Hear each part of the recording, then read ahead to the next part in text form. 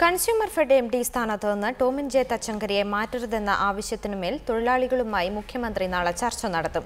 KPCC വിശാല executive യോഗത്തിനെത്തിയ നേതാക്കളെ തൊഴിലാളികൾ പ്രതിഷേധം അറിയിക്കാൻ എത്തിയതോടെയാണ് മുഖ്യമന്ത്രി ചർച്ചയ്ക്ക് വിളിച്ചത്. അനുകൂല നിലപാട് ഉണ്ടാകുമെന്നാണ് പ്രതീക്ഷയെന്ന് തൊഴിലാളികൾ പറഞ്ഞു. നാളത്തെ മന്ത്രിസഭായോഗം തച്ചങ്കരിയെ മാറ്റാനുള്ള തീരുമാനമെടുക്കാനിരിക്കെയാണ് INTUCയുടെ നേതൃത്വത്തിലുള്ള കൺസ്യൂമർ ഫെഡ് തൊഴിലാളികളുടെ നാടകീയ നീക്കം. കെപിസിസി യോഗത്തിനെത്തിയ ഭാരവാഹികളെയും മന്ത്രിമാരെയും തൊഴിലാളികൾ പ്രതിഷേധമറിയിച്ചു. തച്ചങ്കരിയെ 6 മാസത്തേക്കെങ്കിലും മാറ്റരുതെന്നും ആവശ്യപ്പെട്ടു.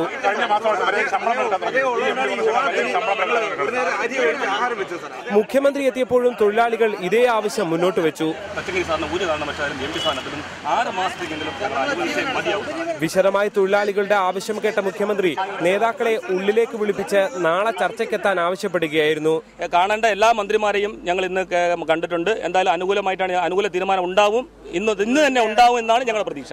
അതേസമയം കെപിസിസി ആസ്ഥാനത്ത് പ്രതിഷേധിച്ചത് ശരിയായില്ലെന്ന് ആഭ്യന്തരമന്ത്രി രമേശ് ചെന്നിത്തല തൊഴിലാളികളോട് പറഞ്ഞു.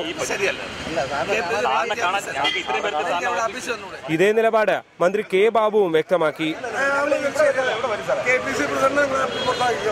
തച്ചങ്കരിയെ മാറ്റരുതെന്ന നിലപാട് സതീശൻ പാച്ചേനിയും ഇന്നലത്തെ ഭാരവാഹി യോഗത്തിൽ ആവശ്യപ്പെട്ടിരുന്നു.